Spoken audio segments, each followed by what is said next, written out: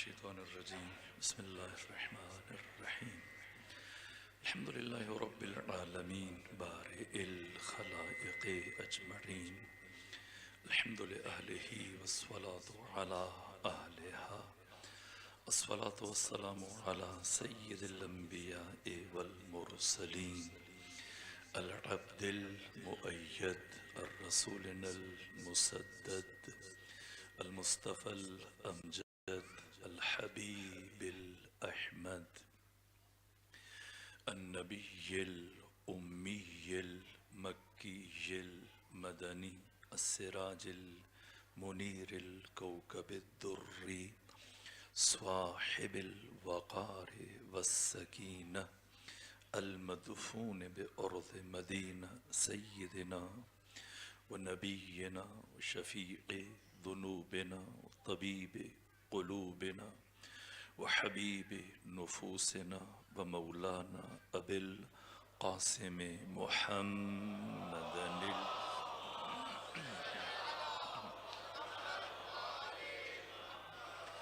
وأهل بيته الأطيبين الأطهرين الأنجبين المعصومين المظلومين ولعنة الله على أعدائهم ومنكري فضائلهم وغاصبي حقوقهم من جوم عداوتهم إلى الآن ومن الآن إلى قيام يوم الدين وبعد يوم الدين أما بعد فقد قال حق سبحانه وتعالى في القرآن بسم الله الرحمن الرحيم والشمس وضحاها والقمر إذا تلاها والنهار إذا جلاها والليل إذا يغشاها والسماء وما بناها والأرض وما طحاها ونفس وما سواها فألهمها فجورها وتقواها قد أفلح من زكاها وقد خاب من دساها كذبت ثمود بطغواها إذ انبعث أشقاها فقال لهم رسول الله ناقة الله وسقياها فكذبوه فعقروها فدمدم عليهم ربهم بذنبهم فسواها ولا يخاف عقباها صلوات بھیجیے خاندان فاطمہ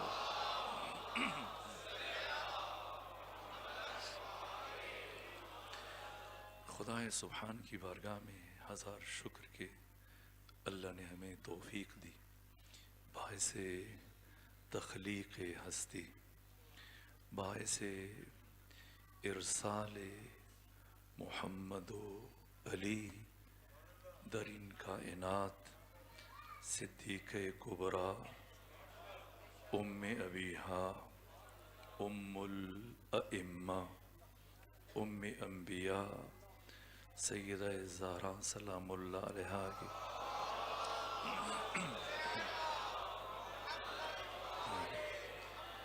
ایام شہادت اللہ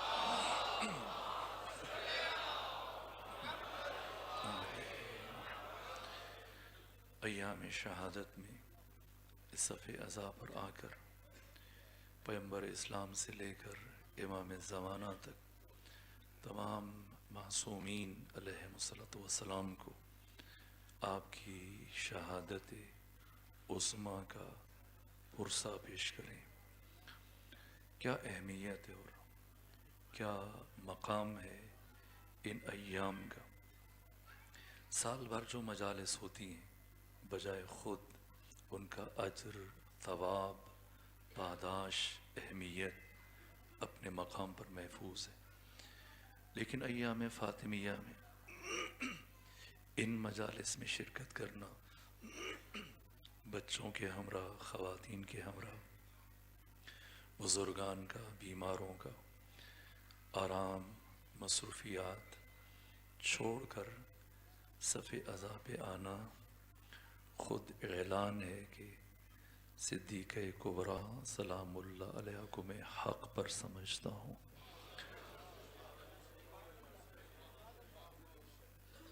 خود اس عمل کا اجر، ثواب، پاداش، اجر صرف اور صرف خدا جانتا ہے۔ جس قدر روایات ہیں، جو مطالب ہیں، عاشوراء، محرم اور عاشوراء کی روح بھی یہی ایام فاطمیہ ہے۔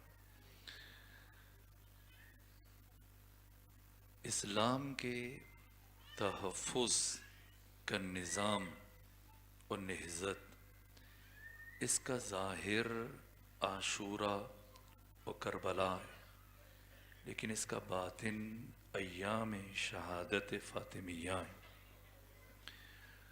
کفر جب مکمل طور پر آشکار ہوا وہ کربلا و کوفہ و شام میں، لیکن کربلا کا نقطہ آغاز سقیفہ ہے، فدق ہے۔ یہ جزیات کی اگر ہم انہیں سمجھیں گے کہ خود ان ایام میں کیا ہوا، اس لیے کہ ذات صدیقہ کبریٰ نصاب تشیع اور اسلام کی حقانیت کا مظہر ہے، اور تشیع کی صداقت کی سند ہے۔ اس لیے صدیقہ کبریٰ سے جڑی ہر چیز کا بیان ان دنوں میں ناگزیر ہے۔ میں نے چاہا تھا، ارادہ تھا، مسلسل کئی مہینوں سے سیدہ کے خطبے کی تفسیر کی مطالعہ کی توفیق ہو رہی تھی، اور رات مقتل کی روایات دیکھتے ہوئے دفعتاً جیسی ایک روایت پہ نگاہ پڑی کہ جب صدیقہ کبریٰ کے وجود مقدس پر دروازہ گرایا گیا، اور جس لمحے جناب فضا آپ کی کمک کے لیے بڑھی، اس لمحے سیدہ کی زبان پر سورہ مبارکہ شمس کی آخری آیات تھی۔ تو میں نے چاہا کہ خود ہم اس خطبے تک پہنچیں، لیکن انہی آیات سے ہوتے ہوئے، اس لیے کہ خود کربلا اور ان ایام کی روح ایک ہے، اور ان ایام کو اسی شان و شوکت سے منانا چاہیے جس طرح ہم ایام محرم میں عزاداری کرتے ہیں۔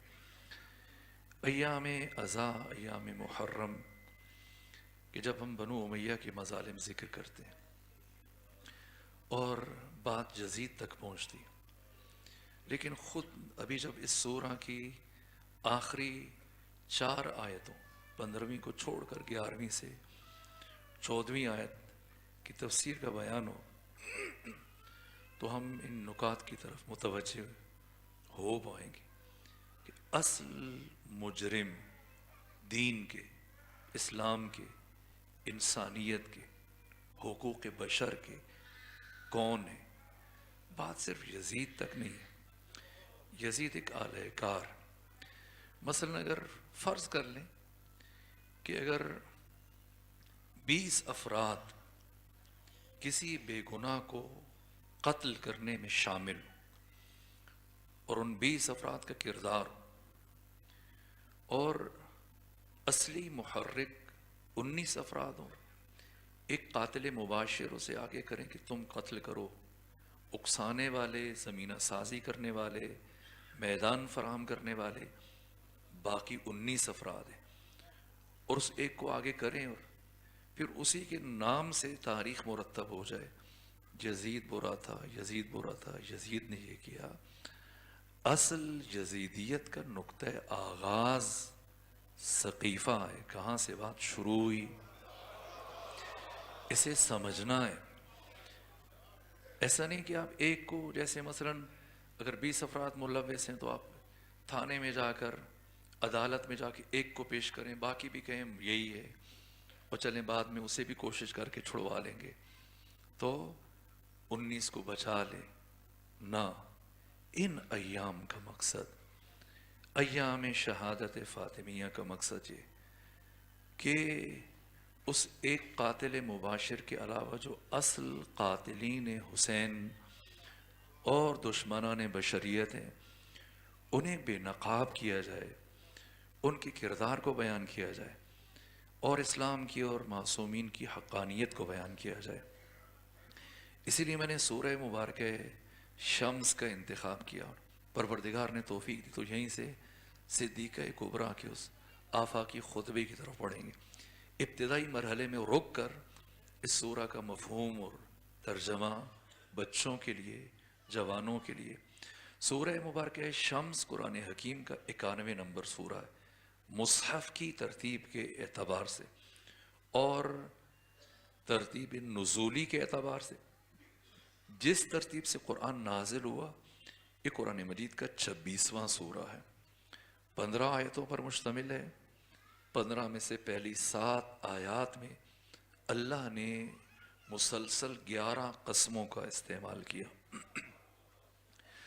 قرآن مجید کے 70 سورتوں کے آغاز میں اللہ نے 118 قسمیں استعمال کی، اور سورہ مبارکہ شمس قرآن کا واحد سورہ ہے جس میں اللہ نے قرآن کی سب سے زیادہ قسمیں استعمال کی، اور پھر اتنی قسمیں اٹھانے کے بعد پروردگار نے صرف ایک بات کی۔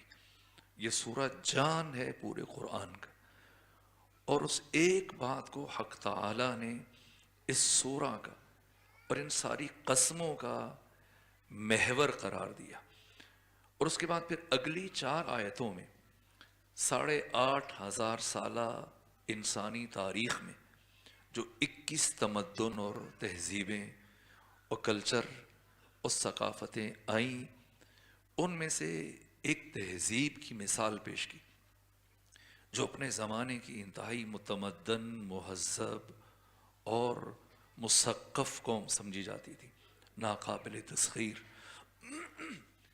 ان 4 آیتوں میں اس قوم کا عمل، کردار، انجام اور ان کی ہلاکت کو بیان کیا، اور پھر آخری آیت میں 15ویں آیت میں پروردگار نے عقل بشر کو، ضمیر انسان کو مخاطب قرار دیا اور فرمایا وَلَا يَخَافُ عُقْبَاهَا، جس انجام سے میں نے قوم ثمود کو دوچار کیا، دنیا کی کسی قوم و تہذیب کو اس انجام سے دوچار کرتے ہوئے خدا کو کسی کا خوف نہیں ہے، ڈر نہیں ہے، باک نہیں ہے۔ قوم شعیب پر پروردگار نے آگ کا عذاب بھیجا۔ کیوں آگ کا عذاب بھیجا؟ خود اس آیت میں لفظ دسیسہ بھی استعمال ہوا گناہ کے لیے، اس آیت میں لفظ فجرہ بھی استعمال ہوا گناہ کے لیے، اس آیت میں لفظ ذنب بھی استعمال ہوا گناہ کے لیے۔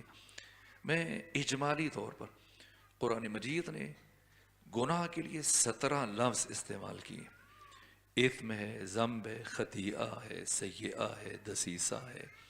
یہ تمام الفاظ، جرم کا لفظ کون سا لفظ کتنی مرتبہ استعمال ہوا میں اجمالاً عرض کروں گا۔ ان 3 مقامات پر حق تعالی نے جو یہ الفاظ استعمال کی، اور پھر قوم ثمود کا جرم کیا تھا کہ شعیب پر آگ کا، ان کی قوم پر آگ کا عذاب آیا، قوم لوط پر پتھر کا عذاب آیا۔ کیوں قوم شعیب پر آگ کا عذاب آیا؟ کیوں قوم لوط پر پتھر کا عذاب آیا؟ کیوں فرعونیوں پر پانی کا عذاب آیا؟ راز کیا ہے؟ اور واحد تہذیب و قوم کہ پروردگار نے جس پر ایک ساتھ 4 عذاب اتارے، اور کیا فرمایا؟ اس طرف بڑھیں لیکن پہلے قسموں کا معنی، والشمس وضحاها، مجھے سورج کی قسم اور مجھے وقت ضحیٰ کی قسم۔ وقت ضحیٰ یہ کون سا وقت ہے تمام اوقات میں سے؟ دیکھیے ابھی نماز عشاء کے بعد کا یہ وقت دن کے اوقات میں وقت ضحیٰ، مثلا ابھی آپ لاہور میں تشریف فرمائیں، اگر لاہور سے تھوڑا باہر چلے جائیں آبادیوں سے نکل کر، اور اسی اسنا میں نماز کا وقت آئے، آپ کسی کھیتوں میں ہیں، میدان میں ہیں، صحرا میں، تو کیسے پتہ چلے؟ مثلا نہ گھڑی ہے نہ ڈیجیٹل بٹیرا ہے کہ اس سے آپ وقت دیکھیں تو آپ کو اندازہ ہو۔ اب ظہر کی نماز پڑھنا چاہتے ہو، متردد ہے کہ ابھی وقت ہوا یا نہیں ہوا، تو کیا حکم ہے؟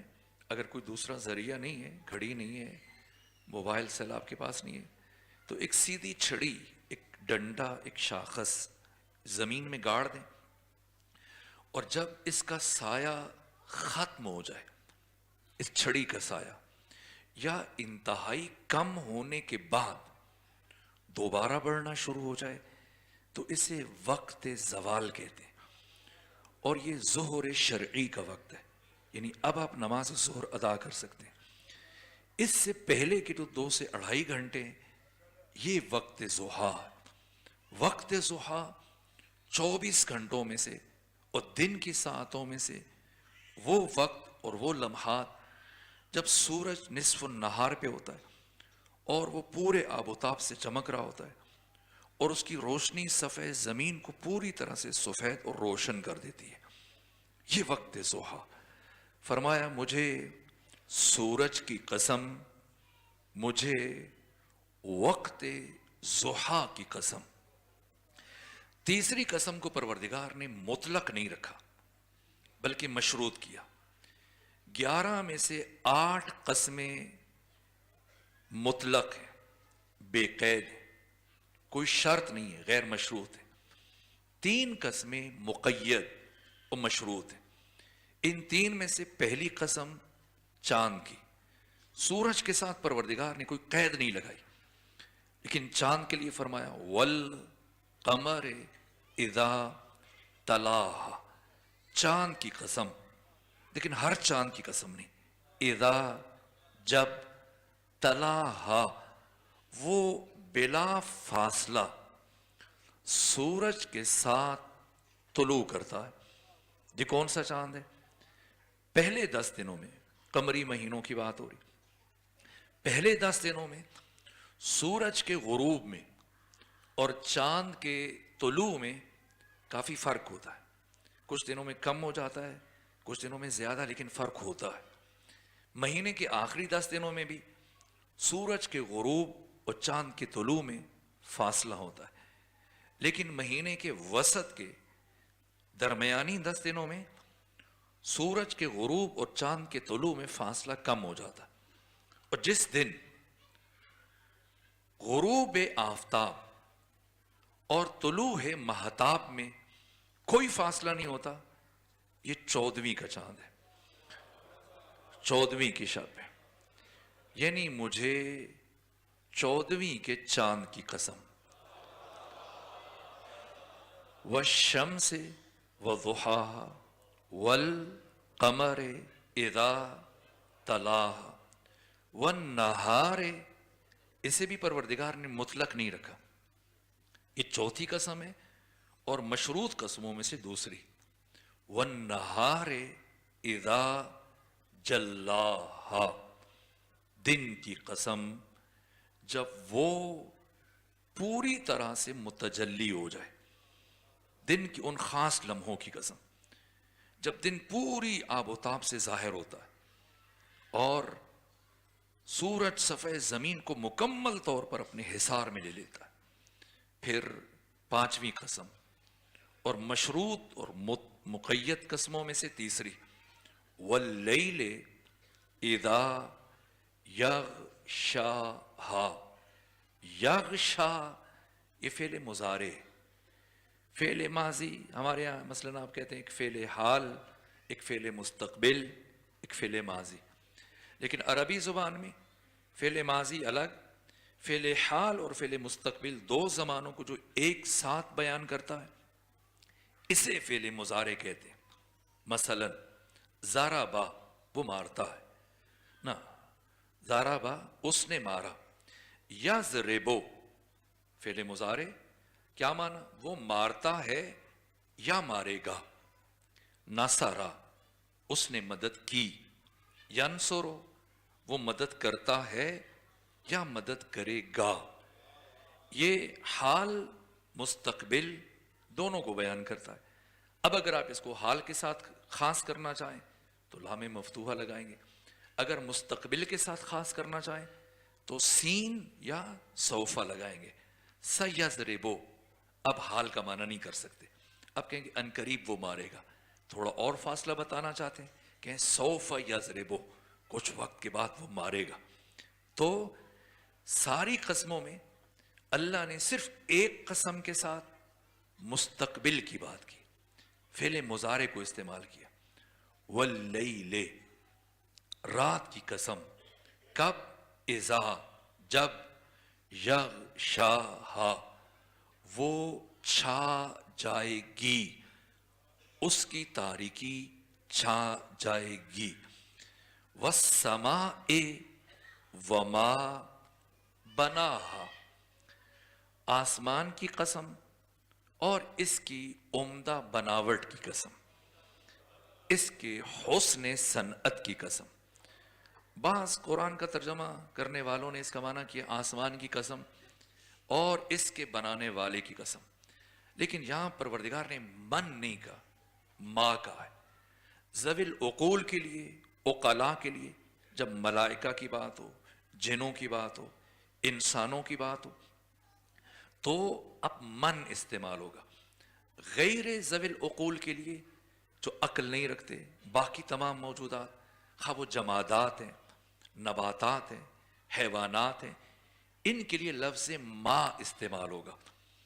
تو معنی یہ نہیں کریں گے کہ آسمان کی قسم اور اس کی قسم جس نے اسے بنایا، نہیں. آسمان کی قسم اور اس کے بنائے جانے کی قسم، اس کے حسن صنعت کی قسم، اس کی عمدہ بناوٹ کی قسم.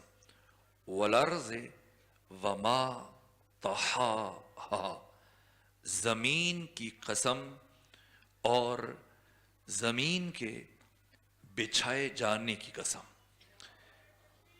اللہ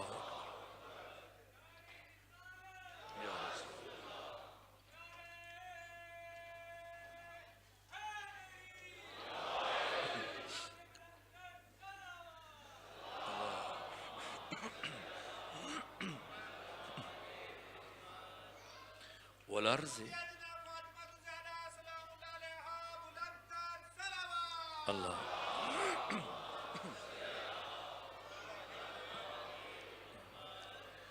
والارض وما طحاہا زمین کی قسم اور اس کے بچھائے جانے کی قسم. پھر 7ویں آیت میں پروردگار نے 10ویں اور 11ویں قسم اٹھائی. وَنَفْسٍ وَمَا سَوَّاهَا نفس انسانی کی قسم، اس کے توازن، اعتدال اور تسویہ کی قسم. اور پھر 8ویں آیت میں حق تعالی نے اس آخری قسم کی ماہیت اور کیفیت کو بیان کیا. فرمایا فَأَلْهَمَهَا فُجُورَهَا وَتَقْوَاهَا ہم نے اس نفس انسانی میں الہام کیا. یہ جو پروردگار آخری قسمیں اٹھا رہے وَنَفْسٍ وَمَا سَوَّاهَا اب اس نفس کی 10ویں قسم کی وضاحت ہو رہی. فَأَلْهَمَهَا تو اس نے الہام کیا فجورها فجور کو. اب گناہ کے لیے جو 17 الفاظ استعمال ہوتے ہیں ان میں ایک فجرہ، فاجر کو جو آپ فاجر کہتے ہیں، ہر گناہ کا مرتکب فاجر نہیں کہا جاتا. ذنب ایک خاص گناہ کو بیان کرتا ہے، اثم خاص گناہ کو بیان کرتا ہے. جرم سے مراد خاص گناہ ہے، خطیئہ الگ گناہ ہے، سیئہ یہ عربی کی بلاغت ہے، الگ گناہ ہے، دسیسہ الگ گناہ ہے. فجر وہ گناہ جن کی وجہ سے انسان کی عزت برباد ہو جاتی، جو آپ دعائے کمیل میں پڑھتے ہیں اللہم، یہ مولا متقیان نے جو سکھایا، اور اس کی تفسیر پھر امام چہاروں نے بیان کی، اللہم اغفر لی الذنوب التی تحبس الدعاء، پروردگار میرے وہ گناہ بخش دے جن کی وجہ سے دعائیں قبول نہیں ہوتی۔ 8 عوامل ہیں مولا متقیان نے جو بیان فرمایا کہ ان 8 وجوہات کی بنا پر جب کسی نے سوال کیا کہ امیر المومنین ہماری دعائیں مانگتے قبول نہیں ہوتی، تو حضرت نے عدم استجابت دعا کے 8 عوامل ذکر کی۔ تو کون سے گناہ ہیں کہ جن کی وجہ سے انسان کی دعائیں قبول نہیں ہوتی؟ اللہم اغفر لی الذنوب التی تحبس الدعاء، اللہ پروردگار میرے وہ گناہ بخش دے جن کی وجہ سے دعائیں محبوس ہو جاتی ہیں۔ تحبس و حبس، آپ کہتے ہیں نا فلاں حبس سے بے جا میں رکھا، یعنی پھر بارگاہ سے باہر نہیں جاتی، مسجد سے باہر نہیں نکلتی آواز، ملک سے ملکوت تک رسائی نہیں ہوتی، یہیں پر وہ آواز گم ہو جاتی۔ تحبس الدعاء، اللہم اغفر لی الذنوب التی تنزل البلاء، پروردگار میرے وہ گناہ بخش دے جن کی وجہ سے بلائیں نازل ہوتی۔ اللہم، دیکھیں کچھ لوگوں کو ہم دیکھتے ہیں کبھی شاید ہم خود بھی نا امید ہو جاتے، مایوس ہو جاتے۔ کب انسان مایوس ہوتا ہے؟ یہ امام چہارم نے بیان کیا اور مولا متقیان بیان فرما رہے شب جمعہ کو تاکید ہے جو دعا ہم پڑھیں، اللہم اغفر لی الذنوب التی تقطع الرجا، پروردگار میرے وہ گناہ بخش دے جن کی وجہ سے امیدیں ٹوٹ جاتی۔ اللہم اغفر لی الذنوب التی تغیر النعم، پروردگار میرے وہ گناہ بخش دے جن کی وجہ سے نعمتیں بدل جاتی۔ اللہم اغفر لی الذنوب التی تنزل النقم، مصیبتیں نازل ہوتی۔ اور اللہ وہ گناہ کہ جن کی وجہ سے عزتیں برباد ہو جاتی۔ تحت کل عصم، اللہم اغفر لی الذنوب التی تحت کل عصم، پروردگار میرے وہ گناہ بخش دے جن کی وجہ سے عزتیں تار تار ہو جاتی۔ یہ اس طرف اشارہ کیا جا رہا ہے کہ انسان علناً جب گناہ کرتا ہے مرحلہ فجور میں آ جاتا ہے۔ یزید کے لیے بھی جو امام حسین نے لفظ فاجر استعمال کیا، فاجر فجر سے، جیسا ماہ محرم میں آپ نے اشارہ کیا تھا، فجر کا مطلب جو امام راغب اصفہانی نے لکھا وسیع شگاف، وقت فجر کو فجر کیوں کہتے ہیں؟ کہ یہ رات کی تاریکی کے پردوں کو چاک کر دیتا ہے یہ وقت۔ تو فاجر جو اپنے عمل سے اور کردار سے دین اور انسانیت کی قبا کو چاک کر دیتا ہے۔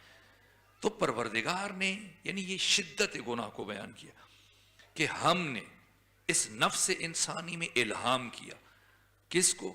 فَأَلْهَمَهَا فُجُورَهَا وَتَقْوَاهَا، فجور بتا دیا کہ یہ فسق ہے، فجور ہے، گناہ ہے، اور ہم نے تقوی بھی انسان کے وجود میں الہام کیا۔ ممکن ہے کہ انسان نہ کبھی مکتب میں گیا، نہ مدرسے میں گیا، نہ یونیورسٹی میں گیا، نہ معلم کے پاس گیا، نہ استاد کے پاس گیا، نہ کسی درسگاہ میں گیا، نہ کسی محفل میں، مجلس میں، درس میں، کہیں نہیں گیا، نہ خواندہ ہے، کسی ویرانے میں اسی طرح آبادیوں سے دور اس کی پرورش ہوئی۔ اس کے باوجود زندگی میں جب بھی وہ کوئی برا کام کرنے لگتا ہے، گناہ کرنے لگتا ہے، تو فوراً اس کے دل کی دھڑکن غیر معتدل ہو جاتی اور دھڑکن تیز ہو جاتی ہے۔ کیوں؟ دل دھک دھک کرتا ہے، ایک سائرن اور الارم خود خطرے کی گھنٹی انسان کے وجود میں بجتی۔ کس نے اسے بتایا کہ غلط کام کرنے لگے؟ یہ اس کی فطرت میں، اس کی تخلیق کے مراحل میں حق تعالی نے الہام کیا، رکھ دیا۔ اچھائی کو بھی سمجھتا ہے، برائی کو بھی سمجھتا ہے۔ اچھائی اور برائی کو سمجھنے کے لیے کسی استاد کی اور مکتب اور مدرسے کی ضرورت نہیں، خدا کہتے ہیں ہم نے الہام کیا۔ فَأَلْهَمَهَا فُجُورَهَا وَتَقْوَاهَا، اور پھر نویں آیت عجیب ہے جس کے اوپر اللہ نے سب سے زیادہ قسمیں اٹھائیں، جو اس پوری سورہ کا محور ہے اور یہ سورہ پورے قرآن کی جان ہے۔ نویں آیت میں پروردگار نے وہ ایک بات کی، مجھے بہت عجیب لگتا ہے کہ خود جب میں سوچتا ہوں کہ 9 عدد ہے صدیق کبریٰ کا. اور آپ کے اسماء گرامی القاب 350 ہیں، لیکن آپ کے اسماء گرامی 9 ہیں. 9 میں سے ایک اسم مبارک زکیہ. اور سورہ شمس میں خدا کیا فرما رہے ہیں؟ قد افلح من زکاہا.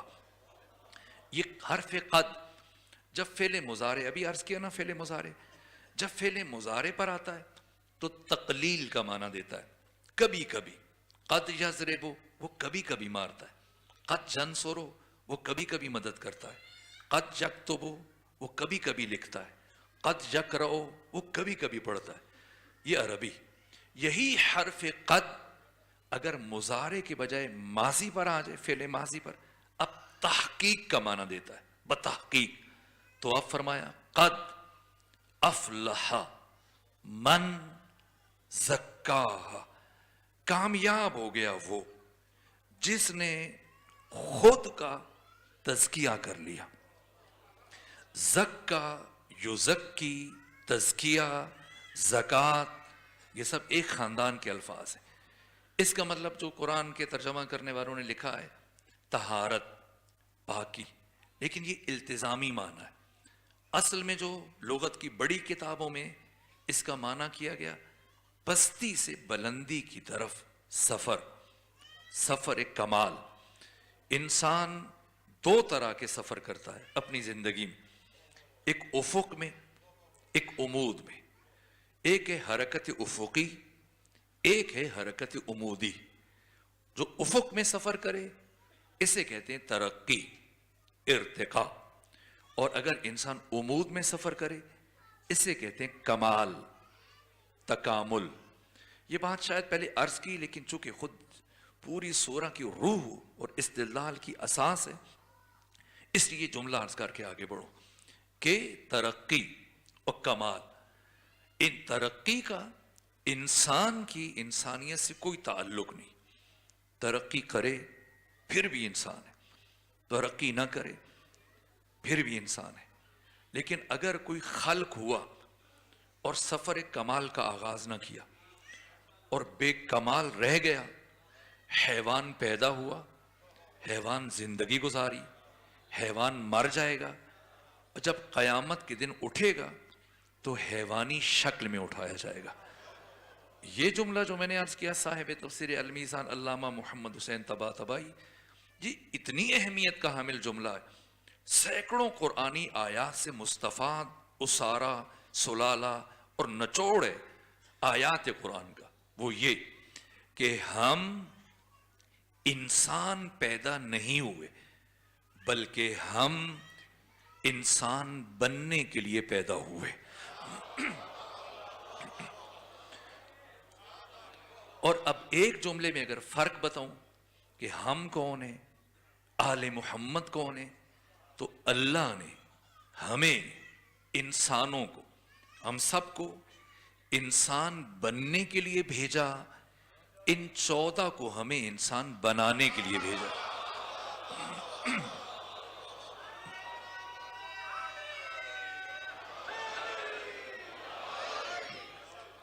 ترقی، ترقی کیا ہے؟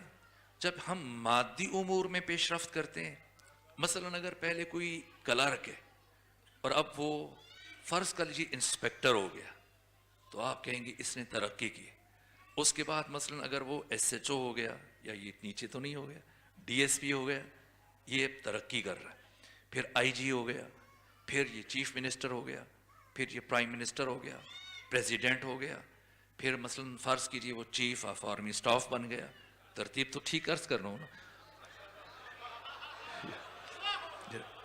یہ ترقی، یہ ترقی، یہ ترقی. مثلا پہلے اگر کسی کے پاس مختصر بینک بیلنس تھا اب وہ بڑھ گیا ہے، یہ ترقی کر رہا ہے. عہدے میں جب پیش رفت ہو رہی ہے، یہ ترقی ہے. مال میں، سونے چاندی کی مقدار میں، اور درہم و دینار کی مقدار میں، یہ سب ترقی. ترقی کا انسان کی انسانیت سے تعلق نہیں.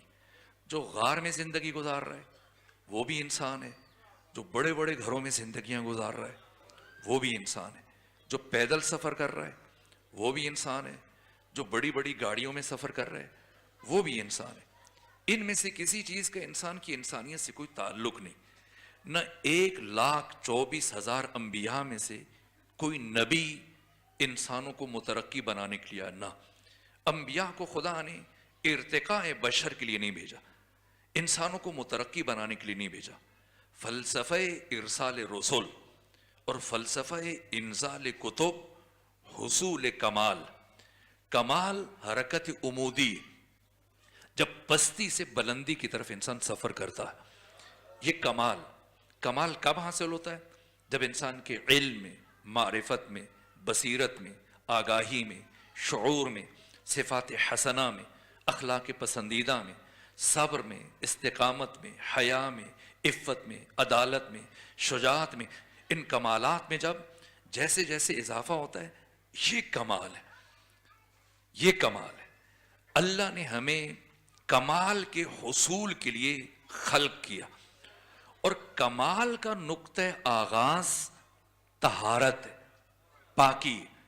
اس لیے جو ترجمہ کرنے والے قرآن کے مفسرین، انہوں نے اس کا معنی کامیاب ہو گیا وہ جس نے خود کو پاک کر لیا، چونکہ کمال کا سفر طہارت کے بغیر شروع نہیں ہو سکتا، اس لیے یہ معنی کیا گیا۔ لیکن طہارت کا نقطہ آغاز نہ وضو ہے، نہ غسل ہے، نہ تیمم ہے کہ ہم وضو کریں گے تو پاکی کا آغاز ہو گیا، غسل کریں گے، تیمم کریں گے، نہ، طہارت کا نقطہ آغاز لقمہ حلال سے ہوتا ہے، لقمہ حلال سے۔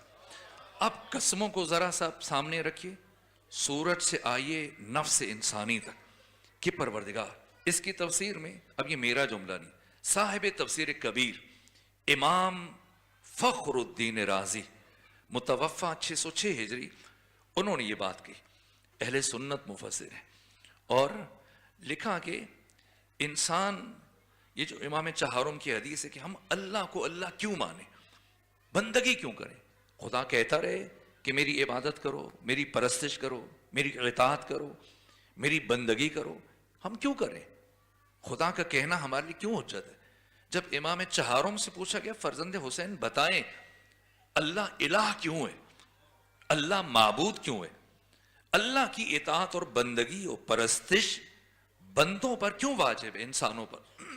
فرمایا دو وجوہات کی بنا پر۔ پہلی وجہ، اللہ انسانوں کا خالق ہے، اور دوسری وجہ، اللہ انسانوں کا رب ہے۔ اگر اللہ صرف ہمارا خالق ہوتا اور رب کوئی اور ہوتا تب بھی اللہ کی بندگی واجب نہیں تھی، اور اگر خالق کوئی اور ہوتا، امام چہارم، امام سجاد فرما رہے اللہ صرف ہمارا رب ہوتا تب بھی خدا کی بندگی واجب نہیں تھی۔ کیوں واجب ہے؟ خالق بھی ہے، رب بھی ہے۔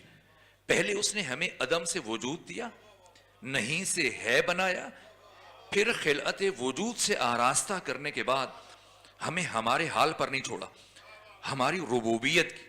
جیسے جناب موسیٰ نے، آپ کے جملے کو قرآن نے ذکر کیا سورہ طٰہٰ کی آیت نمبر 50 میں، کہ جناب موسیٰ نے گفتگو میں کہا ربنا الذی اعطی کل شیء خلقہ ثم ہدی، میرا رب وہ ہے کہ جس نے ہر چیز کو خلق کیا اور خلق کرنے کے بعد اس کی ہدایت، ربوبیت کی۔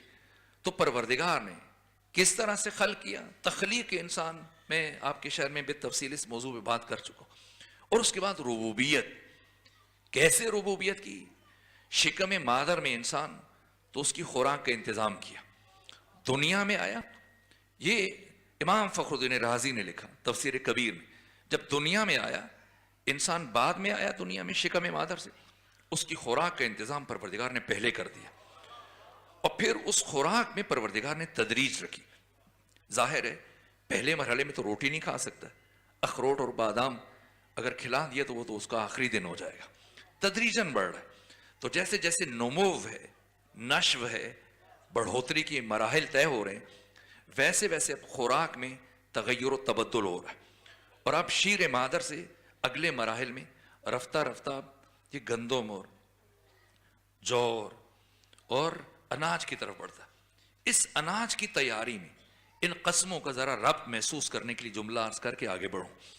اس اناج کی تیاری میں ربوبیت پروردگار کیسے دنیا میں آیا, شیر مادر سے شروع کیا, پھر بات اناج تک پہنچی ہے تاکہ رشد کرے, تعالی کرے. تو اب اس کی زندگی کی بقا کے لیے رزق چاہیے. رزق کے اہتمام میں پروردگار نے سے کہا اس زمین کو کھودو, اور کھودنے کے بعد اناج کا بیج اس کے اندر چھپاؤ, اور پھر مٹی کو مسطح کر دو اور چھوڑ دو. اب تمہارا کام ختم ہو گیا, میرا کام شروع ہو گیا. اب اس نے بیج چھپا دیا مٹی میں, اور گل سڑ جائے, خراب ہو جائے, سیاہ ہو جائے, فنا ہو جائے, لیکن نہیں, کچھ لمحوں کے بعد اور کچھ وقت کے بعد یہ بیج مٹی کے اندر ان تاریکیوں میں پھٹتا ہے. اور جب پھٹتا ہے تو اسی کے اندر سے, بیج کے اندر سے ایک کومپل نمودار ہوتی ہے, اور پھر وہ رشد اور نمو اور تعالی کے مراحل طے کرتے ہوئے اوپر بڑھتی ہے, اور بڑھتے ہوئے زمین کے اندر سفر کر رہی ہے.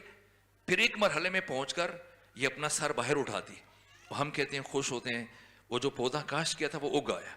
اب اس نے بڑھنا شروع کیا, تو جیسے ہی ہمیں دکھائی دیا تو ہم نے اسے پانی سے سینچنا شروع کر دیا, اور پھر ایک مرحلے میں اس پر اناج اگا, اور پھر ہوا میں اس میں بالیدگی پیدا ہوئی, اور اس اناج کو سورج کی روشنی نے پکایا, چاند کی چاندنی میں اس سے خدا نے مٹھاس بھری. اور جب یہ گندم کا دانہ پک کے تیار ہو گیا تو بتائیں کیا اب ہمیں اسے کھانا شروع کر دیتے ہیں کاشک سے, چمچ سے؟ اب گندم کھائیں نہیں, اب اسے پیسا جائے گا. پہلے تھریشنگ کریں گے اور بھوسے کو الگ کریں گے, گندم لے کے آئیں گے گھر میں, پھر اسے اب پیسیں گے, اور پیسنے کے بعد جب آٹا ہے تو اسے پھانکیں گے نہیں, اسے گوندیں گے, اور گوندنے کے بعد کیا ہم آٹے کی گولیاں بنا کے کھائیں گے؟ نہیں, اب آگ روشن کریں گے, توا رکھیں گے, تندور میں نان تیار کریں گے, روٹی تیار کریں گے. اب روٹی تیار ہوئی, دسترخوان لگا, روٹی ہمارے سامنے آئی. اب روٹی اور نان کا ٹکڑا ہم نے ہاتھ سے توڑا, اٹھا کے دہن تک لے کے جانے لگے, تو خدا نے فرمایا 11 قسمیں اٹھانے کے بعد انسان خیال کرنا, قد افلح من زکاہا. یہ لقمہ تم نے توڑا ہے, اسے توڑ کر دہن تک لے جانے سے پہلے اتنا سوچ لینا کہ میں نے اس ایک لقمے کی تیاری میں پورے نظام شمسی کو متحرک کر دیا. اب اس لقمے کو توڑ کر دہن تک اتارنے سے پہلے اتنا سوچ لینا کہ حلال کا ہے یا حرام کا ہے, غصبی ہے یا مباح ہے, پاک ہے یا ناپاک ہے. اس لیے کہ ایک غصبی اور ناپاک لقمہ انسان کی نسلوں کو تباہ کرنے کے لیے کافی ہے. اس لیے جناب ابراہیم نے جب دعا مانگی 4000 سال پہلے, تو پروردگار نے 2500 سال گزرنے کے بعد ابراہیم خلیل کی دعا کا جواب دیا, لیکن لفظوں کی ترتیب بدل دی. ابراہیم نے یزکیہم کو بعد میں رکھا, یعلمہم الکتاب والحکمہ کو پہلے رکھا دعا میں. پروردگار نے جب جواب دیا سورہ بقرہ جمعہ میں, یزکیہم کو پہلے رکھا, یعلمہم الکتاب والحکمہ کو بعد میں رکھا.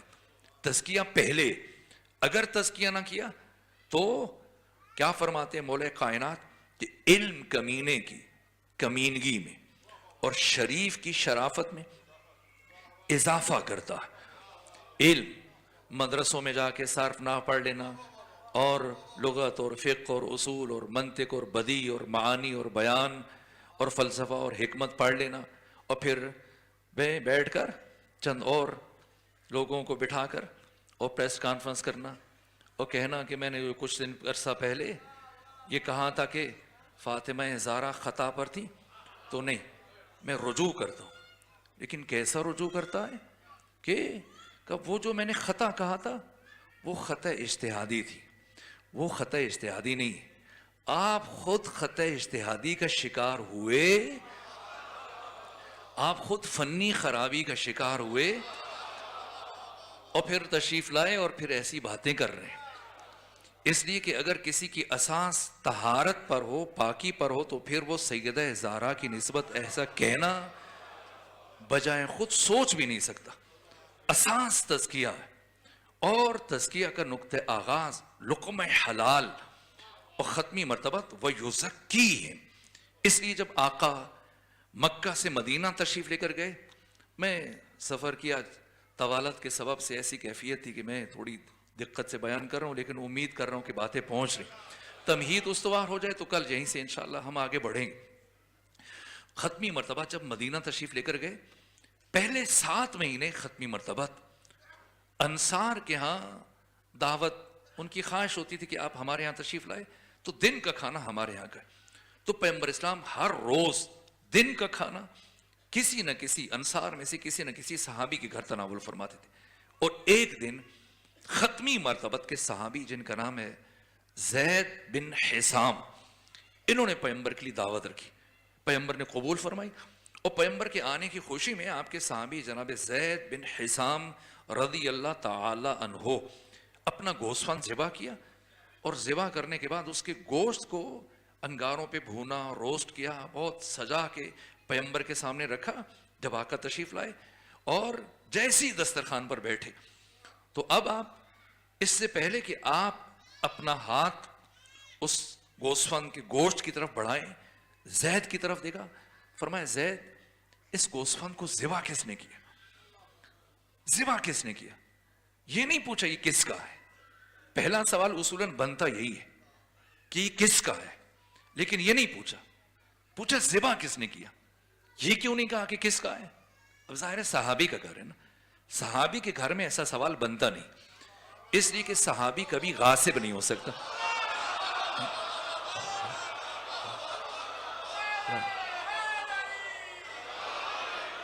صحابی کبھی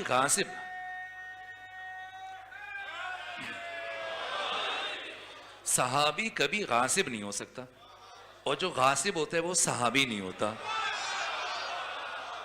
اس لیے یہ نہیں فرمایا کہ کس کا ہے, فرمایا اسے ذبح کس نے کیا. تو اب ان کے لہجے میں لکنت آئی, عرض کہ یا رسول اللہ میں ذبح کے احکام جانتا ہوں, لیکن کیونکہ رقیق القلب ہوں, نرم دل ہوں, اس لیے مجھے ہمت نہیں پڑتی کہ خود سے کسی جانور کو ذبح کروں. تو اس لیے میں اپنے ہمسائے کے پاس لے گیا. حضرت نے پوچھا کیا تمہارا وہ ہمسایہ مسلمان تھا؟ عرض کیا نہیں یا رسول اللہ اہل کتاب تھا.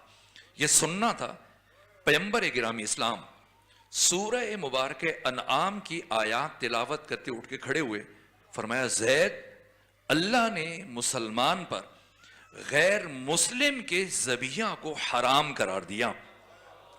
گھر صحابی کا, دسترخوان صحابی کا, گوسفند صحابی کا, پکانے والا صحابی, میزبان صحابی, صرف ذبح غیر مسلم نے کیا.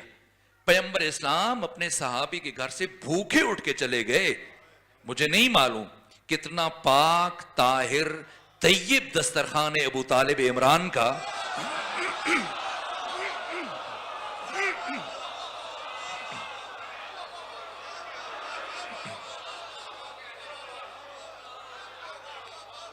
کہ پیغمبر اسلام مسلسل 50 سال اسی دسترخوان سے غذا اٹھا کے تناول کرتے تھے.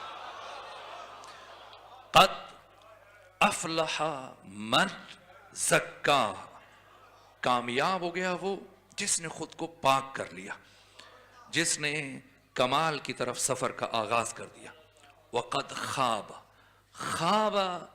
ناکام, نامراد, وہ جو سفر شروع کرے اور اس کا سفر ادھورا رہ جائے اور منزل تک نہ پہنچ سکے. قد خواب من دساہا, دسا یدسو دسیسا, عربی زبان میں اس کام کو کہا جاتا ہے جو چھپا کر انجام دیا جائے.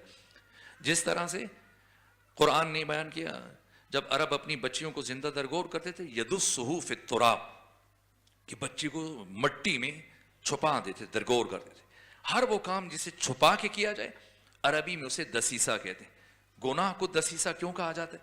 اس لیے کہ عام طور پر گناہ بھی چھپا کر انجام دیا جاتا ہے. تو فرمایا قد خواب, ناکام رہ گیا وہ, نامراد رہ گیا, منزل تک نہ پہنچ سکا, کہ انسان حقیقی نہ بن سکا, وہ جس نے خود کو گناہوں میں غرق کر لیا. اس کے بعد بات مکمل ہو گئی, گفتگو مکمل ہو گئی.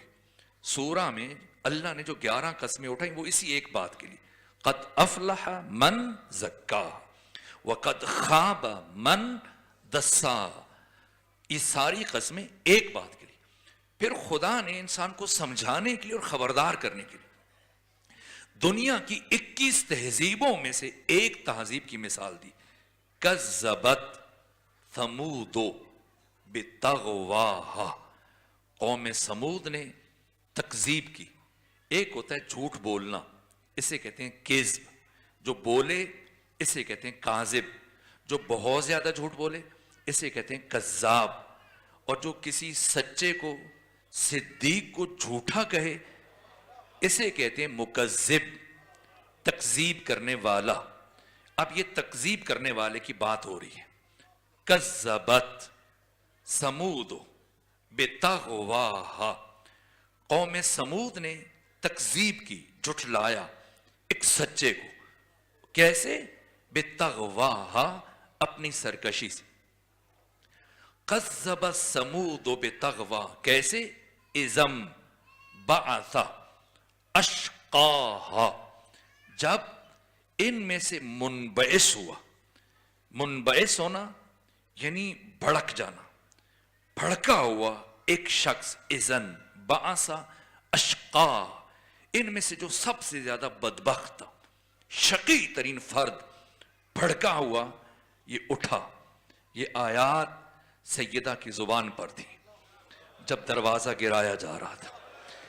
اذن بعث اشقاہا فقال لهم رسول اللہ, تو رسول نے ان کے لیے کہا, ناقۃ اللہ, ناقہ خدا, وسقیاہا, اس کے گھاٹ کا, جو اس کے پانی پینے کے لیے الگ جگہ, اس کا جو مشرب قرار دیا, اس کا خیال رکھنا. یہ اس کی حرمت کی وجہ سے میں نے باقی انسانوں, حیوانات, سب کی نسبت اس ناقہ صالح کے لیے الگ سے جو گھاٹ قرار دیا ہے, اس کی حرمت کا, اس کے گھاٹ کا, اس کے مشرب کا خیال رکھنا. فَكَذَّبُوهُ فَأَقَرُوهَا, تو اب ان سب نے تکذیب کی. میرا موضوع ان 5 ایام میں اور 5 مجالس میں وہ شہادت رسول سے شہادت بطول تک امت کے عوام اور خواص کا کردار. ہم خود خطبہ سیدہ تک بھی پہنچیں گے, لیکن اب خود اس سورہ میں دیکھیے کس شخص نے کونچے کاٹی ناقہ صالح کی. قیدار بن سالف نے, ایک شخص ہے. ناقہ صالح کا قاتل ایک ہے, لیکن قرآن کیا کہہ رہے ہیں؟ فَكَذَّبُوهُ, پوری قوم کے ساتھ جتنے تھے. کیوں؟ اس لیے کہ وہ خاموش تھے, اس عمل پر راضی تھے, اور اس ظلم کے آگے رکاوٹ نہیں بنے. ہم اس لیے جمع ہوتے ہیں تاکہ ہم خود کو اس سلسلے سے الگ کر کے بتائیں. اگرچہ ہم گنہگار ہیں, لیکن ہمارا قاتلان فاطمہ زہرا کے ساتھ کوئی تعلق نہیں. ہم یہاں اظہار برات کے لیے جمع ہوتے, اپنے ضمیر کی آواز پر لبیک کہنے کے لیے جمع ہوتے. فَكَذَّبُوهُ, تو ان سب نے تکذیب کی. فَأَقَرُوهَا, ان سب نے قتل کیا. فَدَمْدَمَ عَلَيْهِمْ رَبُّهُمْ بِذَنبِهِمْ فَسَوَّاهَا. 4 عذاب, یہ میں اب کل اشارہ کروں گا, وقت تمام ہوا جاتا ہے, ایک ساتھ آئے. فَدَمْدَمَ عَلَيْهِمْ رَبُّهُمْ بِذَنبِهِمْ فَسَوَّاهَا, زمین کو بالکل برابر کر دیا. اتنے مضبوط قلعے, ایسی امارات کہ وہ امارات شایان شان میلوں دور سے دکھائی دیتی تھی, لیکن اس عذاب کے بعد یوں لگ رہا تھا کہ شاید جہاں کبھی کوئی تہذیب یا کوئی قوم آبادی تھی ہی نہیں. اس کے بعد انسانوں کو خبردار کیا, وَلَا يَخَافُ عُقْبَاهَا, پروردگار کو اس انجام سے دوچار کرنے میں, کسی بھی قوم کو اس انجام سے دوچار کرنے میں کوئی باک نہیں. اگر کوئی کسی نبی کی تکذیب کرے گا، کوئی صدیق کی تکذیب کرے گا، کوئی صدیقہ کی تکذیب کرے گا. صدیق کون ہے؟ تعجب ہوتا ہے. ہم بعض القاب اٹھا کر دوسروں کو دے دیں اور یہ سمجھنا شروع کر دیں کہ یہ دوسروں کے، درحالی کے. اب میں نے شاید ماہ محرم میں یا سال گزشتہ ان ایام میں امام حسن مجتبیٰ کے وہ کلمات جب حاکم شام کے دربار میں کھڑے ہوئے تھے تو حضرت نے کیا جملے ارشاد فرمائے تھے اپنے تعارف میں؟ لو قمت علی ھذا المقام حولا فحولا، اگر میں اس مقام پر کھڑے ہو جاؤں کتنی دیر؟ سال ہاں سال، دن مہینہ ہفتے نہیں، کئی سال کھڑے رہو. وَأَذْكُرُ مَا آتَانَا اللَّهُ مِن فَضْلِهِ، ان فضیلتوں کو بیان کروں جو اللہ نے میرے خاندان پر اتاری. لم احصیہا، میں گن نہیں سکتا، شمار نہیں کر سکتا. یہ 14 کے فضائل یہ خود شمار کرنا چاہیں تب بھی شمار نہیں کر سکتے. اور امام سجاد جب یزید کے سامنے کھڑے ہوئے اور جب فرمایا یا یزید اذن لی حتی ان اسعد علی ھذہ الاواد، یزید اجازت دو کہ میں بھی لکڑیوں کے اس ڈھانچے پر کچھ دیر کے لیے کھڑے ہو جاؤں. وَأَذْكُرُ بِكَلِمَاتِ اللَّهِ، اور لوگوں کے سامنے کلمات خدا کی تلاوت کروں، اپنے ذکر کو کلمات خدا کا. فِيهِ رِضًا، جن میں خدا کی رضا ہے. وَأَجْرًا لِلْحُزَّارِ، حاضرین کے لیے اجر ہے. اور جب یزید نے کہا نہیں وقت نہیں ہے اور نماز کے لیے وقت کم بچا، لیکن حاضرین نے جب شور اٹھایا کہ ہم سننا چاہتے ہیں یہ قیدی کیا کہنا چاہتا ہے، تو ان لامحدود فضائل کے سمندر میں سے صرف 6 فضائل بیان کیے. 6 فرمایا اوتینا بست وفضلنا بسبع، اللہ نے ہمیں 6 چیزیں عطا کی، 7 فضیلتیں دی. 6 چیزیں جو عطا کی، العلم والحلم والسماحہ والشجاعہ والفصاحہ والمحبت فی قلوب المومنین. اور جو 7 فضیلتیں بیان کی یزید کے دربار میں، کہا کہ احمد المختار منا، محمد مصطفیٰ ہم میں سے. دوسرا لفظ جو امام صادق نے، امام سجاد نے فرمایا والصدیق الاکبر منا، صدیق اکبر ہم میں سے ہے. صدیق اکبر علی ابن ابی طالب. ہاں اگر کوئی علی کے مقابلے میں آ جائے وہ کچھ بھی ہو سکتا ہے، وہ سچا نہیں ہو سکتا، چاہے وہ صدیق کے مقابلے میں آئے. علی صدیق اکبر ہے اور سیدہ صدیقہ کبریٰ ہے. جو صدیقہ کبریٰ کے مقابلے میں آئے اب وہ صدیقہ نہیں ہے، جو صدیق اکبر کے مقابلے میں آئے وہ صدیق نہیں ہو سکتا. وہ جنہیں رسول اسلام نے اپنی زبان سے صدیق اکبر کا، اے علی آپ اس امت کے صدیق اکبر ہیں، آپ اس امت کے فاروق اعظم ہیں. علی صدیق اکبر ہیں، یہ علی کے تعارفات میں سے. تو جو صدیق کی تکذیب کرے، جھوٹا کہے، تو پھر اس کے لیے یہی عذاب ہے. اور خدا خبردار کر رہے وَلَا يَخَافُ عُقْبَاهَا، کہ اگر کوئی یہ کام کرے، کسی صدیق یا صدیقہ کو جھٹلائے، تکذیب کرے. میں نے سورہ نون والقلم کی جو 10 سے 11 اوصاف بیان کیے گئے دشمن رسول کی، ان سے متعلق اب وقت نہیں بچا ورنہ میں ابھی عرض کرتا کہ جو قرآن فرما رہے فَلَا تُطِعِ الْمُكَذِّبِينَ وَلَا تُطِعْ كُلَّ حَلَّافٍ مَّهِينٍ ہَمَّازٍ مَّشَّاءٍ بِنَمِيمٍ مَّنَّاعٍ لِلْخَيْرِ مُعْتَدٍ أَثِيمٍ عُتَلٍّ بَعْدَ ذَلِكَ زَنِيمٍ. یہ تعارفات ہے. اور عجیب ہے کہ سورہ قلم میں، اور بات شروع کہاں سے کی پروردگار نے؟ یہ 8ویں آیت کی بعد کی آیات میں نے پڑھی، اور پھر شروع کی کہاں سے بات کی؟ نون والقلم وما یسطرون. تو خدا کسی کو بھی، اور بس شرمندہ ہوں چونکہ وقت تمام ہو رہا ہے، تو عذاب آ جاتا. جب مولا متقیان کے گلوئے اطہر میں رسی تھی اور آپ کو گھر سے دربار لے کے جایا جا رہا تھا. اس مرحلے میں صدیقہ کبریٰ سیدہ زہرا سلام اللہ علیہا مولا متقیان کے پیچھے پیچھے چل رہی تھی. کیسے چل رہی تھی؟ جب حضرت کے گلوئے اطہر میں رسی، حضرت کو گھر سے دربار تک لے کے گئے. کیسے لے کر گئے؟ میں آپ سے پوچھتا ہوں، مولا متقیان کو بعد از شہادت رسول گھر سے دربار تک کیسے لے کر گئے؟ کیا اس طرح لے گئے جس طرح خود علی کی بیٹی کو زینب بنت علی کو کربلا سے کوفہ، کوفہ سے شام؟ نہیں، امیر المومنین کو اتنی بے ادبی سے لے کر گئے کہ فاطمہ زہرا اپنے پہلو کا درد بھول گئے. فرمایا نا، اتنی بے ادبی سے میں علی کو نہیں لے جانے دوں گا، اور اپنا ہاتھ علی کے دامن میں ڈال دیا. اور پھر جب علی کو لے گئے، میں تفصیلات عرض کروں گا آنے والے دنوں میں.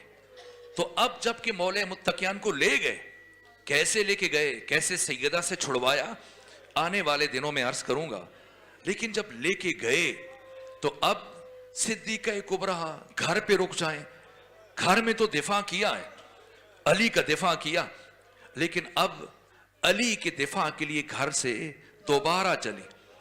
3 مرتبہ سیدہ دربار گئی ہیں، لیکن سب سے مشکل جو دربار گئی ہیں وہ تب جب علی کے پیچھے پیچھے جا رہی تھی. کیونکہ 2 دفعہ پہلے جو گئی ہیں تب سیدہ کی پسلیاں سلامت تھیں، لیکن اب کی دفعہ جو سیدہ گئی ہیں، اب کی دفعہ جو سیدہ جا رہی ہیں، یہ ٹوٹی ہوئی پسلیوں کے ساتھ. شاید بچے متوجہ نہ ہوئے ہوں، شاید جوان متوجہ نہ ہوئے ہوں کہ جب پسلیاں ٹوٹ جاتی ہیں تو پھر کیا ہوتا ہے. ایام فاطمیہ میں، قم میں، تہران میں، حسینیہ تہران میں، ہمارے استاد وہ مجلس سے خطاب فرما رہے تھے، استاد حسین انصاریان. انہوں نے سیدہ کے خطبے کی تفسیر بھی بیان کی. وہ مجلس پڑھ رہے تھے اور مصائب میں انہوں نے کچھ جملے پڑھے. آخری دن تھا اور اس کے بعد پھر میزبان نے خواہش کی کہ ہم چاہتے ہیں کہ آج آپ ہمارے ساتھ نیاز تناول فرمائیں. تو کچھ جوان ہیں، ملنا چاہتے ہیں اور شکریہ بھی ادا کرنا چاہتے ہیں، اور کچھ سوالوں کے جواب بھی مل جائیں گے. تو وہ بیٹھ گئے اور گھنٹہ بھر بیٹھے ان کی باتوں کا جواب دیتے رہے.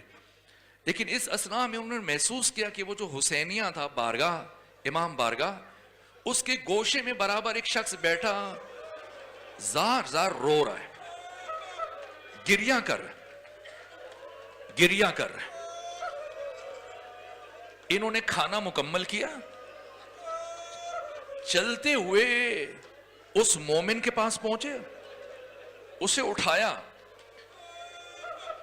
کہا کہ آج میں نے بہت سارے مصائب پڑھے سیدہ کے، کون سا جملہ ہے اور کون سی مصیبت ہے جو تمہیں ابھی تک رلا رہا ہے؟ تو اس مومن نے کہا، آقا انصاریان، شاید آپ کو معلوم نہیں کہ میں یہاں تہران میں ہڈیوں کا ڈاکٹر ہوں، اور آج آپ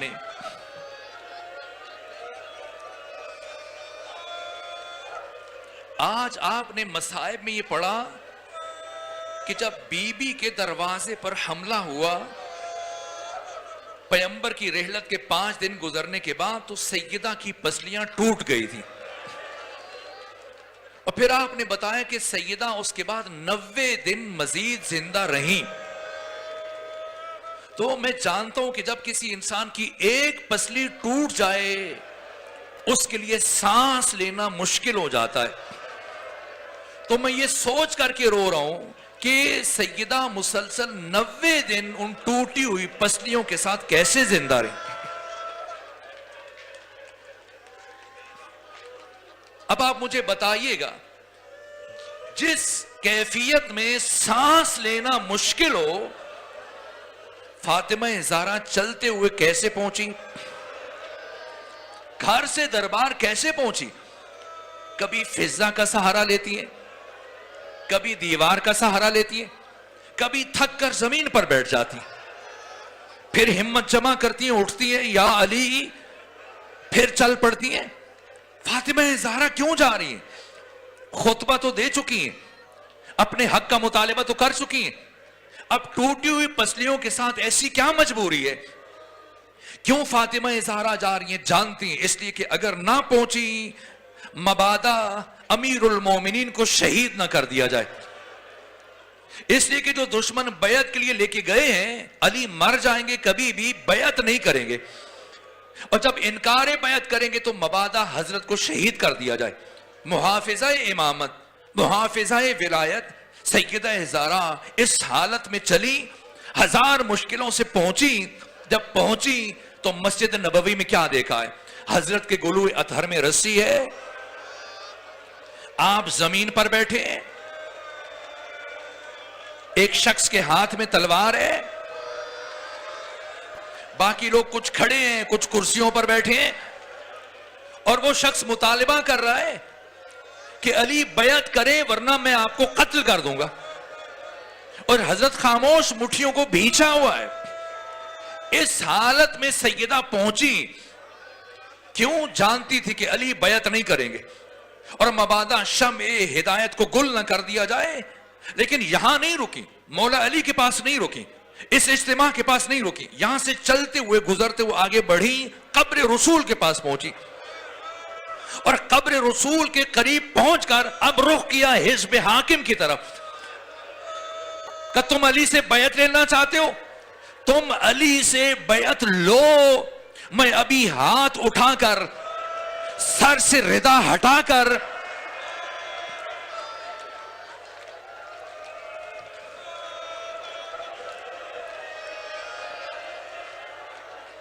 तुम्हारे खिलाफ बद्दुआ करूंगी।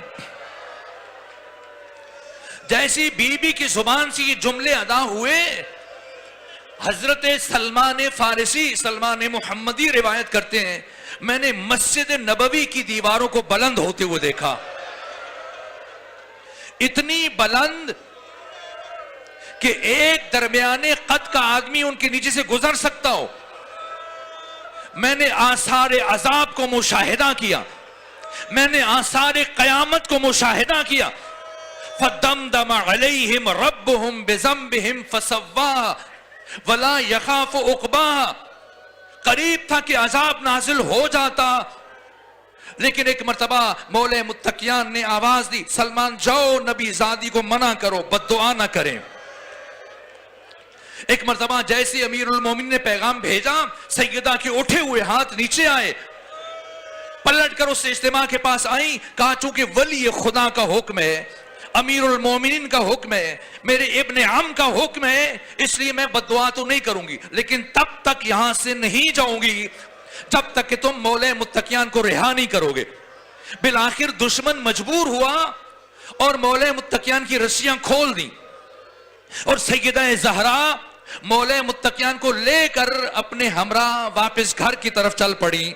बस मैं आखिरी जुमला अर्ज करूं, दस्ते अदब जोड़कर सैयदा की बारगाह में मैं अर्ज करूंगा, सैयदा आपके ऊपर दरवाजा गिराया गया, सैयदा आपके दरवाजे को आग लगाई गई, आपके घर की हुर्मत को पायमाल किया गया, सैयदा आपके रुखसारे अतहर पर तमाचे मारे गए, सैयदा आपके हाथों पर ताजियाने मारे गए, सैयदा आपका मोहसिन शहीद हो गया, सैयदा आपकी पसलियां टूट गईं, सैयदा बड़ी मुश्किलों से चलते हुए घर से दरबार तक आई, लेकिन इतनी मुश्किलों के बाद कम से कम आप अपने जमाने के वली खुदा की जिंदगी को बचाने में कामयाब तो हो गई।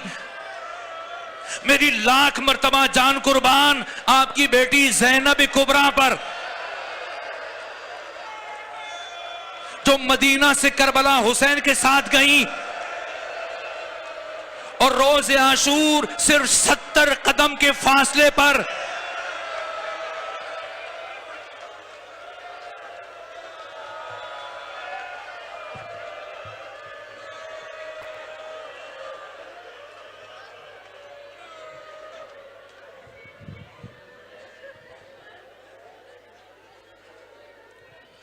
متوجہ زیارت۔ السلام علیکہ یا رسول اللہ، السلام علیکہ یا نبی اللہ، السلام علیکہ یا خاتم النبی۔